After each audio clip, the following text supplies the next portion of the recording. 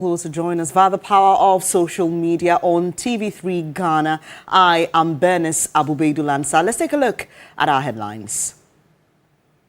News360 Headlines is brought to you by Pepsodent Charcoal and Pepsodent Herbal. EcoBank, Nero Prime Water. Tonight, Ghana's vultures face extinction threat as habitat loss and human activities push vital scavengers toward disappearance from ecosystems. We'll tell you how important vultures are to preventing disease spread and preserving the ecosystem. Also, Ghana's 2030 Hepatitis B elimination goal at risk without universal birth dose vaccine access.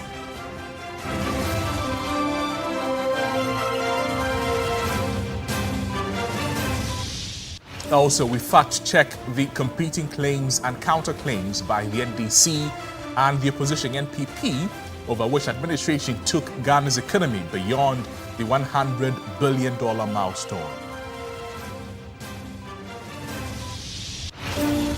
And Ghana's poultry farmers welcome Burkina Faso's decision to lift egg import ban after diplomatic engagements.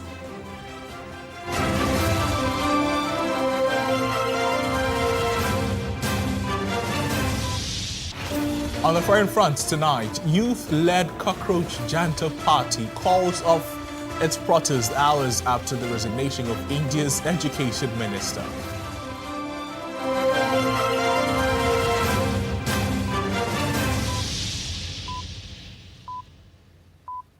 Thank you so much for joining us. As always, we're live on our social media platforms at TV3 Ghana. We can get interactive there as you leave your comments for the rest of the world. Let's settle for the details. Tonight, we begin with some good news for Ghanaian poultry farmers. And the Farmers Association says the decision by Burkina Faso authorities to lift the egg import ban will benefit Ghanaian producers, traders, and consumers by reopening a vital regional market that has long supported livelihoods across the border.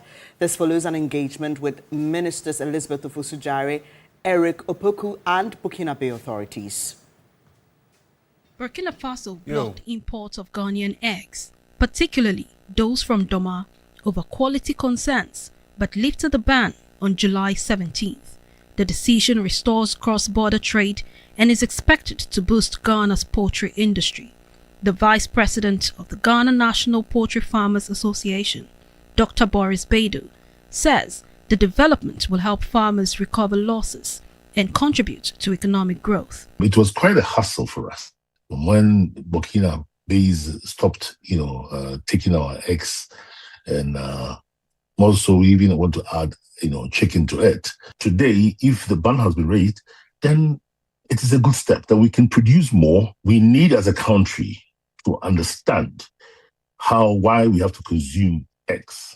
Because why is it so that the Burkina Faso, when they put a ban on our eggs, then we have some gluts in the system? It's because we are good in producing the eggs, but most of the times we don't consume that much, and that is a problem. Dr. Baidu says that while expanding exports remains important, there is also a need to promote greater local egg consumption through public education. All other countries are also trying to develop themselves. Look at Cote d'Ivoire, look at Senegal, look at Nigeria, banning importation of chicken. Okay? And now they're producing for themselves. Now, if they are also banning eggs and other products, how do you want to export to those places? Now, assuming today, Burkina probably might not have enough. That's the reason why they are taking from us. But what if they develop and get to the point where they have enough? We are over 30 million people. If we say that we are consuming our own eggs, we are going to be able to, feed ourselves, get enough protein, and also help our economy. He also called on the Ministry of Finance to increase investment in agriculture, particularly in the poultry sector. Beatrice Sowa, TV3 News, Accra. Away from that, the MPP says Ghana crossed the trillion cedi mark under its watch. The NDC says it took the economy beyond $100 billion and into Africa's top 8. So who truly deserves credit, and is Ghana really Africa's 8th largest economy? Wisdom Safo follows the numbers and delivers the verdict in this report. Delivering the 2026 mid-year budget review, Finance Minister Dr. Kesala Toforsen said Ghana's economy had crossed the $100 billion mark and became the 8th largest economy in Africa. For the first time in our nation's history, the size of Ghana's economy exceeded $100 billion, firmly establishing Ghana as a major emerging market economy. It is therefore not surprising that Ghana is now recognized as the 8th largest economy in Africa. This triggered a response from the minority, with Ofasi Arabi NP Kojo Oponkroma questioning the government's attempt to take credit for the milestone. The minister also looked the people of Ghana in the face and told us that this is the first time that the Ghanaian economy has hit about $100 billion. Literally, if you do the conversion, about 1 trillion Ghana cedis. In 2024, we went past that mark. Yes. We went past 1 trillion in 2024. Yes. Why would you look the people of Ghana in the face and tell us this blatant untruth? It is because they are hoping that you will forget the figures. But we on this side of the house, we pay attention to the details. Was it the NPP or the NDC that took Ghana's economy beyond the $100 billion mark? And is Ghana truly Africa's 8th largest economy? The political disagreement begins with two figures that are being treated as though they mean the same thing. But 1 trillion Ghana cedis is not equal to $100 billion. The dollar value depends heavily on the exchange rate used for the conversion. Official figures in the 2026 budget put Ghana's nominal GDP at approximately 1.176 trillion Ghana cedis in 2024, the NPP's final full year in office. This confirms that Ghana crossed the trillion cedi mark under the NPP. However, according to the World Bank, Ghana's economy was worth only about $82.31 billion in 2024. So, although the economy had crossed 1 trillion Ghana cedis, it had not crossed $100 billion. In 2025, the World Bank valued the economy at $114.21 billion. This means that the $100 billion threshold was crossed in the 2025 data during the first year of the NDC administration. The difference is explained partly by the exchange rate. The implied annual conversion rate was about 14.29 cedis to the dollar in 2024, compared with approximately 12.40 cedis to the dollar in 2025. The stronger cedi significantly increased the dollar value of Ghana's economy. But is Ghana really Africa's 8th largest economy? Ghana ranks 8th under the IMF's latest estimate for the completed 2025 year. However, under the fund's 2026 projection, Ghana ranks 10th. The 8th place claim is therefore accurate only when the year and data sets being referenced are clearly stated. It applies to IMF estimates for 2025, not its projection for 2026. So, both parties have parts of the truth, but neither can credibly claim the entire achievement. The NPP presided over Ghana crossing the 1 trillion Ghana cedis mark in nominal GDP. The NDC presided over the year in which Ghana's economy crossed $100 billion, helped significantly by the stronger exchange rate. And while Ghana ranked 8th in Africa, based on IMF's 2025 estimates, it is projected to rank 10th in 2026. Some more stories now on News360, and the reconstruction of the Kantamanto market has been completed. This was after the devastating fire that destroyed large sections of the facility on January 2, 2025. Now, this situation has allowed more than 26,000 traders to return to business. Although the rebuilt market now has improved safety features aimed at reducing the risk of fire outbreaks, the absence of a health post remains a major concern, with market leaders saying medical emergencies continue to result in preventable deaths. This is a new look of Kantamanto Market 1 year after the devastating January 2nd fire that destroyed shops and displaced traders. The reconstruction, largely funded by individual traders with support from private organizations and government interventions, has introduced several safety measures aimed at preventing a reoccurrence of the disaster. Unlike the previous layout, the reconstructed market now has access lanes between trading sections to improve movement and provide easier access for emergency responders. However, traders say the space still falls short of standard market planning requirements. To strengthen security, the market leadership has engaged private security personnel to patrol the market around the clock and protect lives and property. Cleaning staff have also been employed to ensure regular sanitation across the market. Additionally, fire extinguishers have been installed in nearly every shop, while personnel from the Ghana National Fire Service maintain a constant presence to respond swiftly to emergencies. The Greater Accra Regional Fire Commander explains why these measures are critical. Apart from the permanent firemen there, the security men there have also been trained in how to handle fires as and when they occur. We've decided that we'll put telephone lines or smartphones in all these markets so that if you are there and somebody is by you and he's doing something that you know can result into fire, all you need to do is only to record and send it through that line, and we will follow and ensure that the person stops what he's doing. But to be able to create egrees through the market means that they are supposed to give away some shops. That is where the challenge is. So we are hoping that by the end of the year, they will be able to agree so that some of the shops can go to allow for free egrees. We can also get boreholes at vantage points, collect water, so that in case of any emergency, we can access water. The Market Association president, however, says the absence of a health post remains a major challenge despite the successful reconstruction. The population of Kantamanto now is 26,000 plus. Because of the health facility which is not available or near our area, there are so many facilities, I can count about 3. So maybe we want philanthropists and government institutions to come and support us. We want to do it before the end of the year. The General Secretary of the Market Association has also urged traders to strictly adhere to market rules and safety regulations to prevent another disaster. We want to take this opportunity and advise all our traders, anybody who comes to the Kantamanto community, to abide by the rules and regulations that has been laid down by the executive, because we do this thing to make sure that the market thrives and it becomes a better place for everybody to trade, transact business. Traders express appreciation to the government, private organizations and other stakeholders for supporting the reconstruction and enabling them to return to business. Kantamanto is indeed open to the general public after that unfortunate and devastating fire incident that occurred here about a year and a few months ago.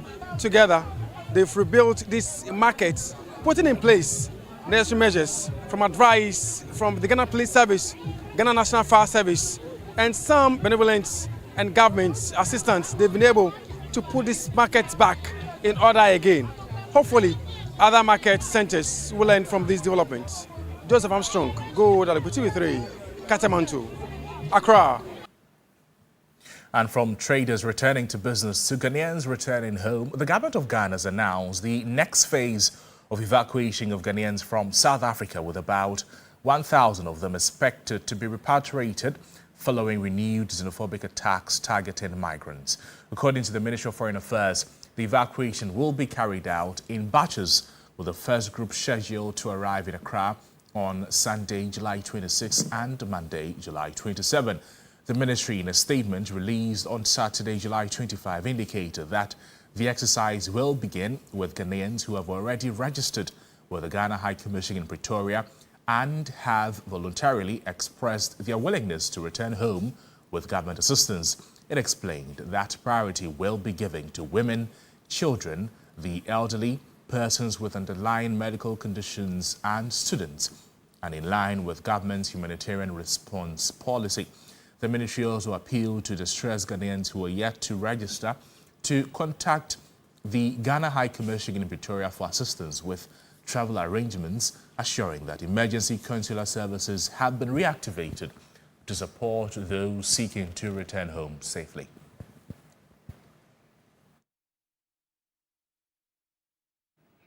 Let's turn our attention now to one of our major stories tonight. Their numbers are falling and their habitats disappearing.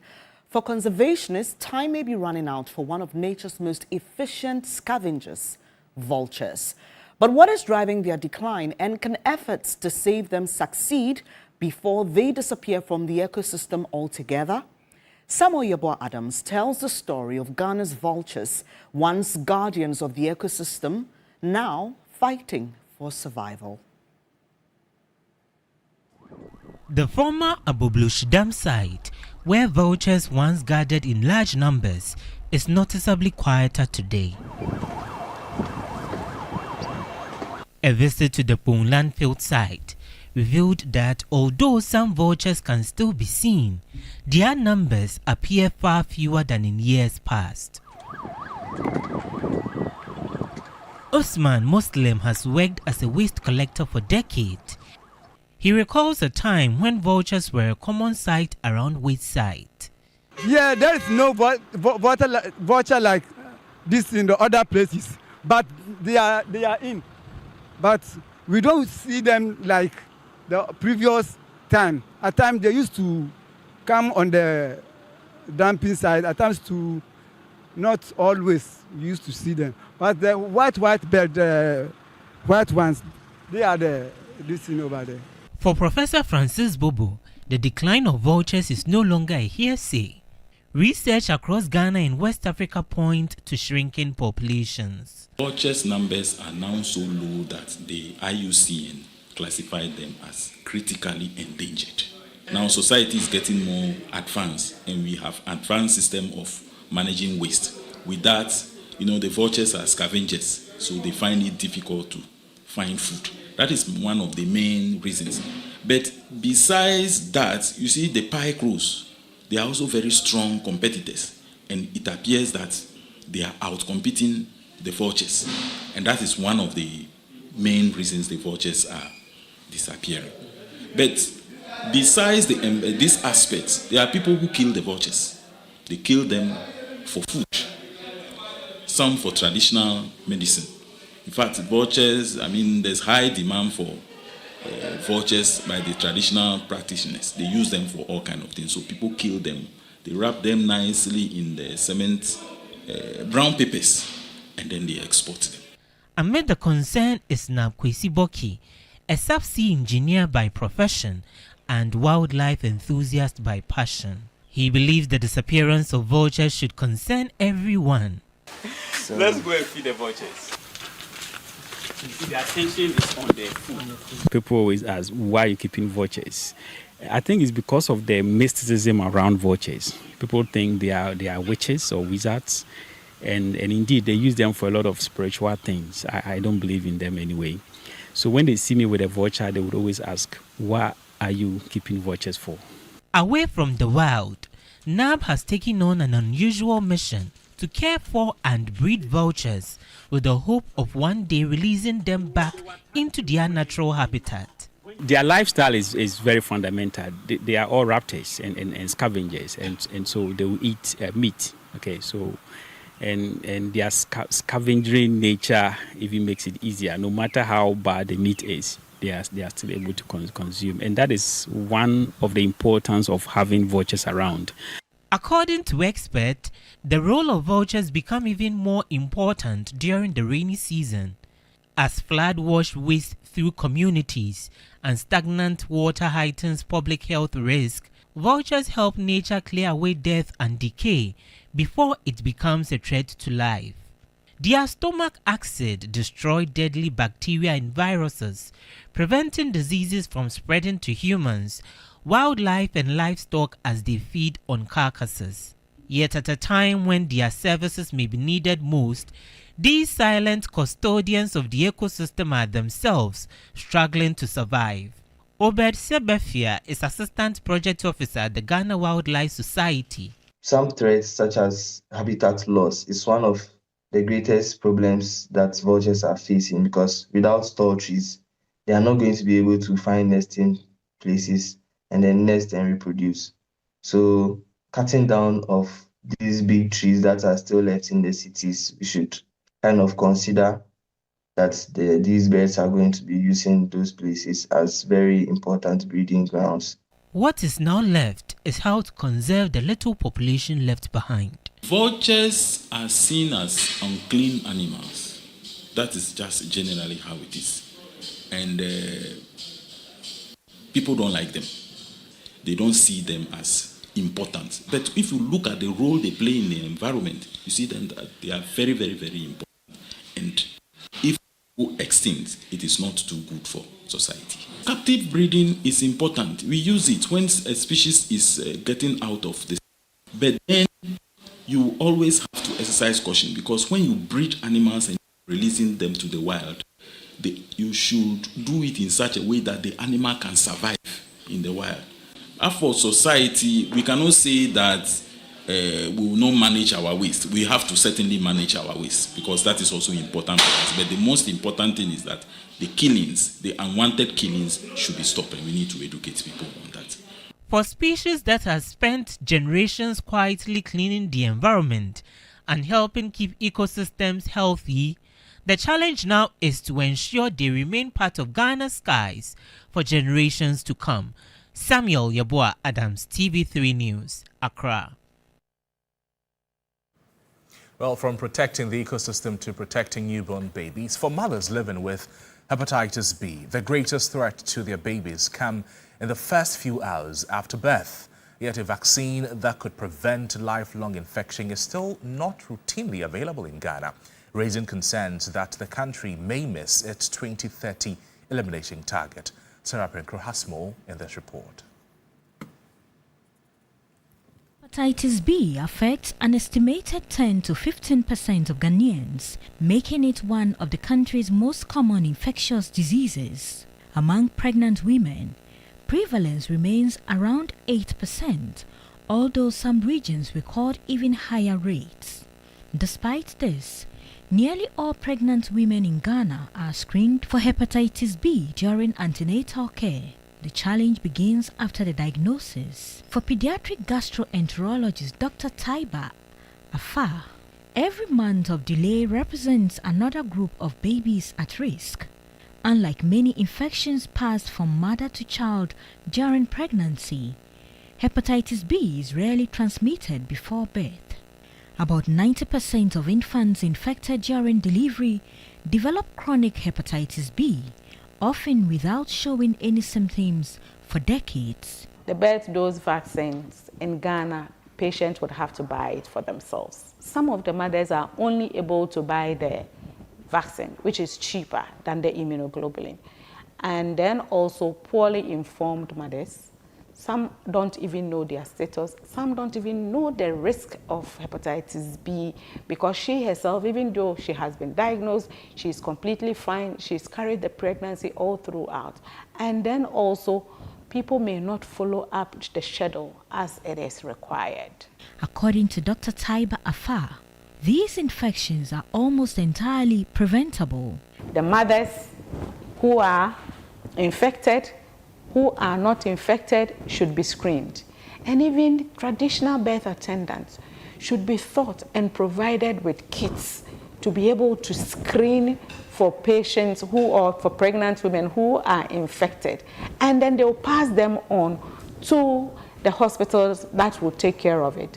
Then at birth, all babies, regardless of whether the mother is infected or not, should get the birth dose of hepatitis B vaccine.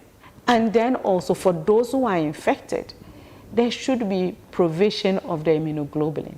Even if the government is not going to it should be heavily subsidized. The National Viral Hepatitis Control Program is expanding efforts to improve screening nationwide through a proposed viral hepatitis registry and renewed advocacy for sustained government funding. Currently, the program reports that more than 98% of pregnant women receive hepatitis B testing during pregnancy. However, knowing a mother's status alone is not enough if her newborn cannot receive the birth dose vaccine immediately after delivery. Dr. John Gerald Adiboka is the program manager of the National Viral Hepatitis Control Program at the Ghana Health Service. There's no free treatment for viral hepatitis B in Ghana. So every patient that is being put on treatment, the patient has to buy the drug by himself or herself. And it's a long-term treatment.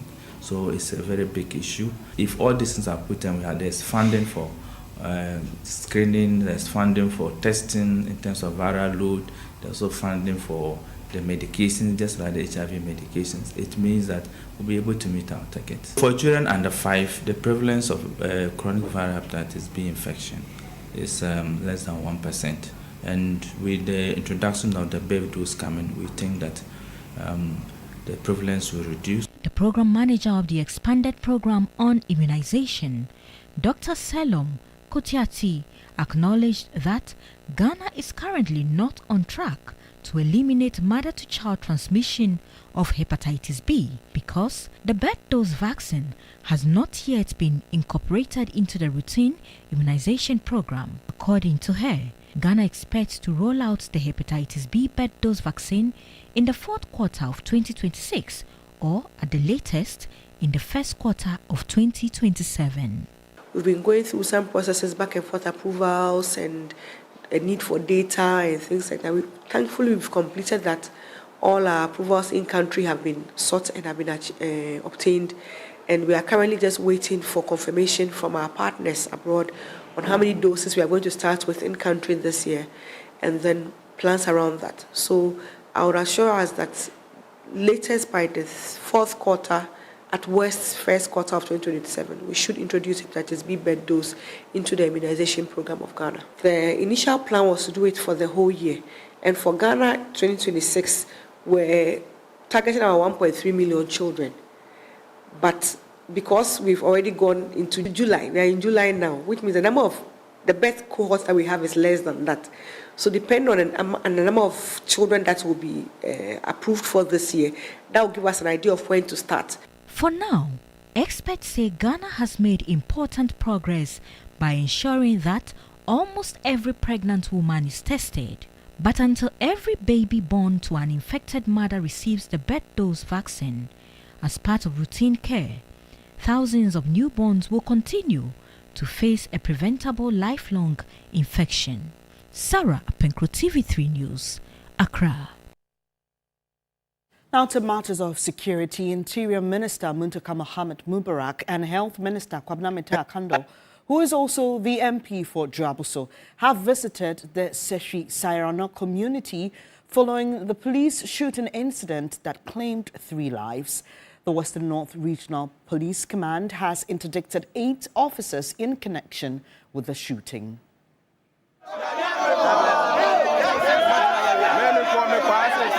On July 7, 2026, armed police personnel from the Ayerano Divisional Command stormed the Ayerano community to arrest a suspected drug peddler. During the arrest, the suspect was allegedly subjected to severe beatings, prompting some residents to intervene and resist the arrest. The police then opened fire, shooting 5 people. 2 victims died instantly, while 3 others sustained gunshot wounds. A 3rd person died of his injuries. Following the incident, the 8 police officers involved were interdicted pending investigations. On Saturday, July 25, Interior Minister Alhaji Muntaka Mohammed Mubarak and the Member of Parliament for Dwabuso, Kantamanto Kando, visited the injured victims and bereaved families. The Interior Minister appealed to residents to remain calm and allow the ongoing investigations to proceed. We want to assure the community that we'll make sure that justice is served. But in the interim, we needed to plead with them to ensure that the community remain calm and be able to support their families to be able to bury their deceased. And that's what the government is doing through the police to ensure that each family is given 50,000 at least to help them bury the dead. We also realize that the community is a very large one. So we assure them that we'll take steps immediately to build a police station that will bridge the gap between the police and the community. The Member of Parliament for Dwabuso, who is also the Minister of Health, Kantamanto Kando, also urged community members to remain calm as investigations continue.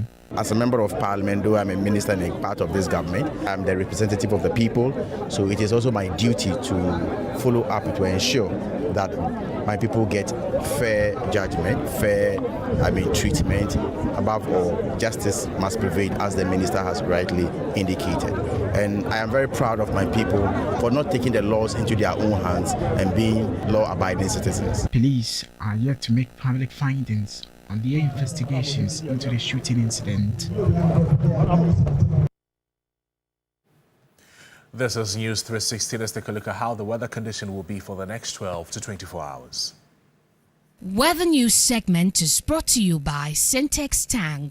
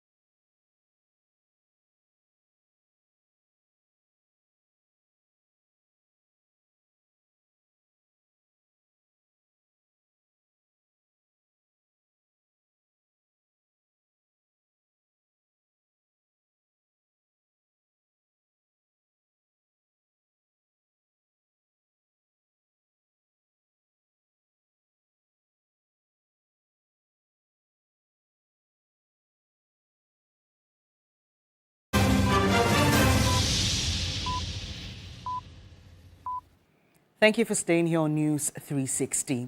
The Ghana Medical Association, GMA, says the Environmental Protection Authority's proposed ban on styrofoam products should be expanded to include single-use plastics to effectively tackle plastic pollution and protect public health. Speaking at the association's 26th public lecture in Koforidua, the association's president, Professor Dr. Ernest York, stressed that food packaging should not become a source of disease nor contribute to worsening public health outcomes. The GMA president warned that harmful chemicals from plastic contaminate food and pose health risks to consumers. I want to reiterate that the proposed ban must be expanded beyond just the styrofoam products to include single-use plastics in order to achieve a comprehensive solution. Beyond plastic pollution, other food safety concerns dominated discussions at the public lecture. It brought together experts and key stakeholders to promote safe food practices and strengthen collaboration across the food value chain. Experts noted that the food safety risks exist throughout the agricultural value chain, from food production to consumption, and contribute significantly to the burden of non-communicable and foodborne diseases. Immediate past Director of Women in Agriculture at the Ministry of Agriculture, Paulina Adi, pointed out illegal mining, misuse of agrochemicals, and pesticide residues continue to threaten food safety. Professor Angela Parry-Hansen Konadu of the Department of Nutrition and Food Science at the University of Ghana said the incidence of foodborne diseases remains a major public health concern and called for stronger preventive measures and greater public awareness. The galamsey activities, all sorts of heavy metals we are finding in our foods, they are killing us. Deputy Chief Executive of the Food and Drugs Authority, Roderick Kwabna Dade Ejay, urged consumers to demand safe quality food and purchase from approved sources, assuring the public that the authority remains committed to ensuring only safe food products reach the market. On the reproductive, system, infertility. Participants called for stronger collaboration among government agencies, food producers, regulators and consumers to safeguard food supply and protect public health. The public lecture was held on the theme Food Safety in Contemporary Ghana, Public Health Concerns. Now, maternity services at the Keta Government Hospital in the Volta region has seen significant improvement following the commissioning of an ultra-modern maternity block at the facility by MTN Foundation some 2 years ago. And managers at the hospital say antenatal care has seen an increase resulting in a drastic reduction in maternal mortality. March 2024, MTN Ghana handed over a 60-bed state-of-the-art maternity and child health block to the Keta Municipal Hospital. The telecommunication giants, through its corporate social responsibility arm, the MTN Foundation, invested over 15.2 million Ghana cedis into the project, aimed at addressing the infrastructure deficit at the hospital and to improve maternal and child health care services. 2 years on, TV3 has returned to assess the impact the facility has made so far. The experience has been so good and very comfortable. And the facility is very okay, very spacious. We have enough beds, even the washroom, everywhere is clean. And we are grateful to MTN. My name is Grace Golo, and I am the maternity ward in charge for the complex at the Keta Municipal Hospital. For us, it has been a story of transformation and growth. Compared to the old maternity block where we had challenges with space and amenities, I think this maternity block has come to serve the good people of Keta and other communities. We, the staff, are very happy because we now have a conducive work environment. The facility also includes 2 operating theaters, a 20-bed hostel for mothers, OPD, lab, dispensary, and an ICU, among others. Previously, we have only 1 theater. So before you heal a client from your ward to the theater, it becomes very difficult. In case we have many emergencies, But up to now that the MTN Ghana has provided us with this obstetric theater, we are able to save a lot of lives. We are able to save a lot of life, and we are able to provide quality care. Farouk Idrisu, the hospital's administrator, told newsmen that the new facility has significantly improved antenatal care, leading to a drastic decline in maternal mortality. We have had antenatal care numbers growing up to around 25,000 in the last 2 years. That is very significant. Maternal mortality, which is one indicator that we cherish so much, in the last 2 years, I would say we've only had 4 maternal mortalities out of the thousands that we have delivered. For the people of Keta and its surrounding communities, the MTN block stands today as a lifeline that gives mothers and newborns a better chance at survival. Faisal Abdul Idrisu, TV3 News. Luxury has a new address in Ghana as Kins Group Ghana Limited unveils Royal Antique Home, a new subsidiary dedicated exclusively to royal antique sofas and premium interior furnishings. The furniture brand aims to provide affordable antique pieces that bring elegance, luxury, and a touch of royalty into Ghanaian homes. It was a glittering affair as Kins Group Ghana Limited officially launched Royal Antique Home, its newest luxury furniture brand. The new brand will focus on offering affordable yet exclusive antique furniture to the Ghanaian market. Staff, partners, and invited guests of Kins Group Ghana Limited gathered to witness what the company described as a new benchmark in antique furniture and interior design excellence. Royal Antique Home is the shop at Sprinters because we want to lift the game. We want to lift the image of royalty in Ghana. So this is for you. This is different because we are trying to make it affordable for royals so that they can elevate their palaces. We are inviting all royals to have a business with Royal Antique Home. The social media marketing executive and face of the brand also explained what Royal Antique Home represents for the company's growing portfolio. From 25th July to 8th of August, we are running 30% discount. So I will urge all antique lovers, all furniture lovers who want special pieces in their home to come. I'm sure they'll find something they love. Our designs are unique on the market. Aside from that, what makes us different from the rest of the antique showroom is our pricing. Since 1995, Kins Group Ghana Limited has built its reputation on quality, innovation, and excellence in furniture and interior design. Royal Antique Home now carries that legacy forward with an exclusive collection of royal antique sofas and timeless furniture pieces crafted for those who see furniture not just as functional but as a statement of elegance.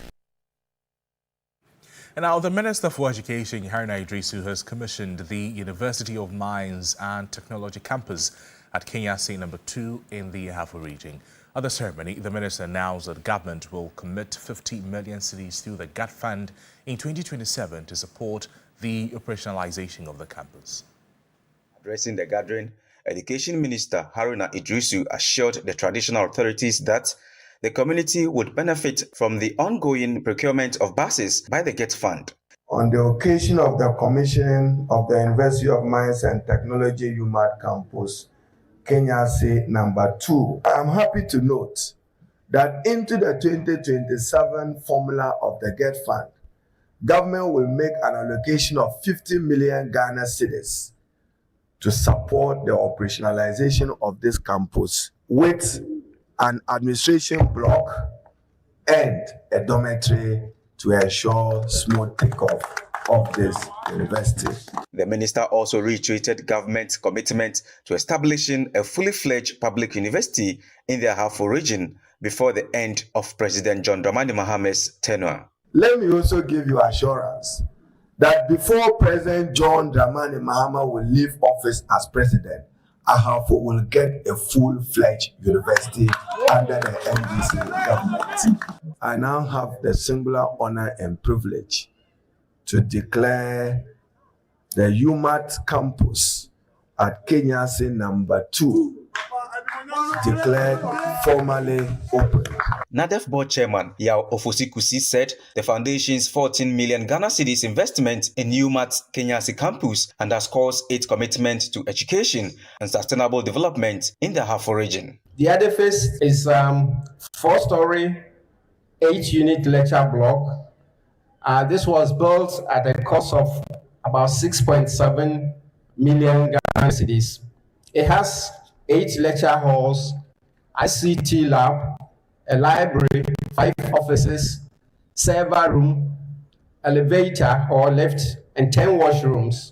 UMAT Vice Chancellor Professor Richard Kwesi Amankwa pledged to maintain academic excellence while partnering the host community to develop skilled professionals for Ghana's extractive industry. Claude Komi Ebisa, TV3 News, Kenya number 2, Ahafo region.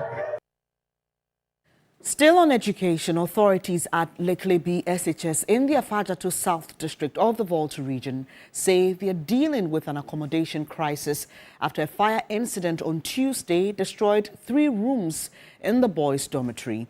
With first-year students expected in September, school authorities say they will struggle to accommodate them unless urgent support is provided. In the late afternoon of Tuesday, an unexplained fire engulfed the first floor of the boys' dormitory at the Leklebi Senior High School. By the time firefighters brought the blaze under control, 3 rooms had been ravaged. Several personal belongings of the senior housemaster who occupied one of the rooms were completely burnt. It was so bad that the students were intervening, even though it was not effective. So quickly, I called the DC, who already called the fire service from Hukwe, because we don't have fire tender here. So it took us about 1 hour, 9 minutes for the fire service from Hukwe to reach here. In fact, apart from one of the rooms that we were able to salvage some of the things like mattresses and other things, the other 2 rooms, everything burned, condemned. The fire started from the apartment of the house master, and then spread to the other 2 rooms. For the staff, we could see that all his items were destroyed. All 3 rooms have developed structural defects and are now unfit for habitation, compounding the school's already dire infrastructure problems. Already, Leklebi Senior High School, we have infrastructure deficit. What it means is that we are struggling with a facility to house even the house staff and also student accommodation for classrooms. So now that this has happened to us, I think it is... With new students expected in September, authorities are appealing for urgent intervention to help renovate the affected facility. Usually the third years occupy the top floor. So what will be happening is that, very soon we'll be taking in the first year student in September. So we'll be challenged with accommodation. Another thing is that we will be finding it difficult to house a housemaster over here to monitor the student. Here we don't have bungalows for teachers, not even a single one for any teacher. It's only the headmaster who is on campus. So we have to arrange for one of the rooms to be given to a house parent. Meanwhile, investigations into the cause of the fire are ongoing. Faisal Abdul Idrisu, TV3 News. News segment is brought to you by Sasso Insecticide Spray and Coil.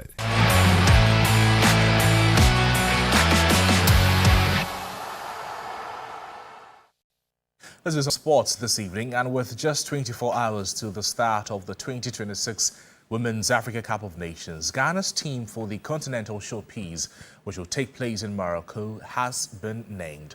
3 Sports Akosia J has more details in the report.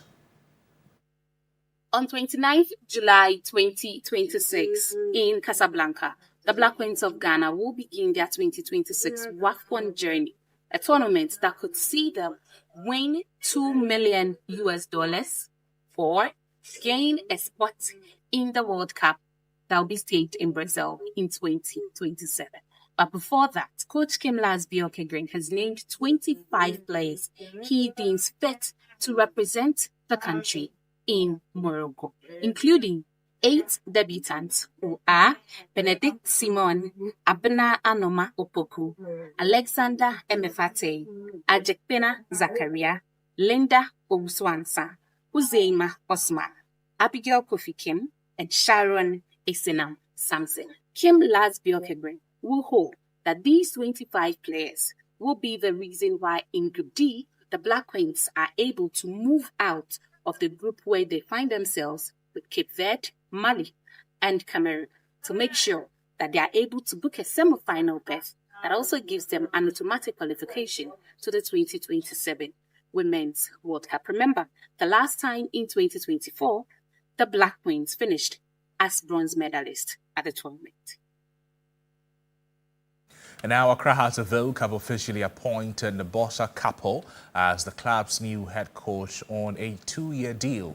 Kapo replaces former Hearts boss Didi Dramani following the conclusion of the 2025-26 season. His appointment marks the beginning of what the club described as a new era aimed at restoring the Thobians to the summit of Ghanaian and African football.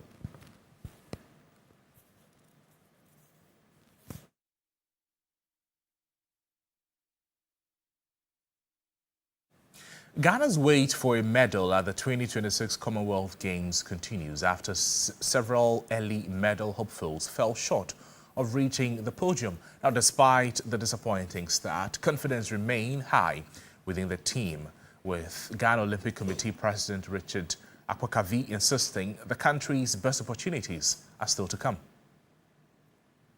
The athletes are preparing very well. We've just started. So we're looking forward to boxing from tomorrow, more boxers on show, and then athletics starts on Monday, I believe, and then judo will come in, and then weightlifting. So we are quite confident that we'll bring medals soon. Just need to focus and prepare adequately so that the athletes will be able to focus and prepare for the medals. Well, that's your sport. Entertainment news is up next. Entertainment news segment is brought to you by GTP Lifestyled and Napa Foods. Heaven Black Insecticide Spray and Coil. Powered by 3 Entertainment.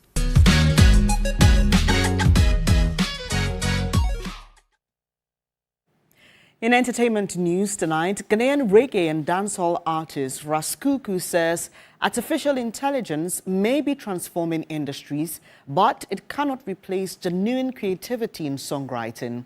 Speaking with Owusu Warai, the award-winning musician said he has no objection to artists using AI as a creative tool, but believes his songwriting abilities go beyond what the technology can produce. Cascades on it.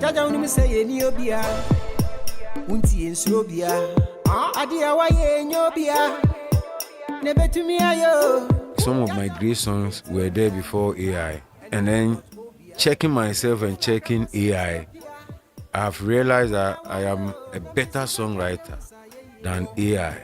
But since it's in the system, if you feel it can help you or it will help you write your song, why not? You can do it, but for me, we try using AI. According to Raskuku, some of his biggest songs, including Evacuation, were written long before AI became a popular tool, making him confident in the originality of his craft. The prolific composer acknowledged that some musicians rely on AI to develop their songs, but stressed that every song in his catalogue is an original composition written entirely by him. He warned that overdependence on AI could weaken an artist's creativity, arguing that technology should only complement, not replace the creative process. That's what I'm saying, because AI can never get me a song like Evacuation. Yeah. And so if you depend too much on AI, the creativity will get missing. That means the mind is gonna be sleeping. And you need to wake up. You know, those people who are bringing in AI, they've done so many things in their country using, original brain. And so if we are now developing, as they say, And yeah, coffee also say the AI baby say we will maybe cry. Then where are we going? We need to use the brain, use our brain, or see use your brain. If AI will add up 1, 2, 3, why not? But media for my songwriting, there be. He also urged young artists to stay authentic, noting that real talent is ultimately tested on stage. This is stay original. Because when you go on stage and grab the mic, AI will not be there to support you to sing what AI has written for you. That is why live band is important. They should stay original and know that AI can help in writing the songs and everything. But if you depend too much on AI, you miss the way.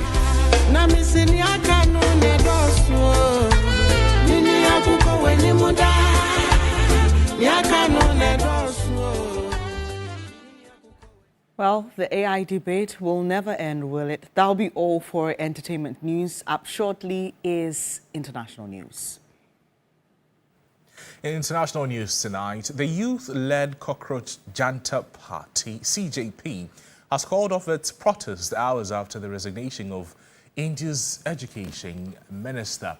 Now, he resigned after weeks of protest over exam paper leaks and testing irregularities. The CJP is not a real party, but a satirical campaign turned national movement. Its protests became one of the biggest displays of dissent against Prime Minister Narendra Modi's government in years, with thousands campaigning in Delhi as demonstrations spread nationwide. The movement gathered momentum last week after activist Sonam Wangchuk was forcibly taken to hospital. He ended his 26-day hunger strike on Friday. A police crackdown on protesters marching to Parliament also sparked public fury. Protesters adopted cockroach after a senior judge used the term for some unemployed young people, reclaiming it as a symbol of resilience and defiance.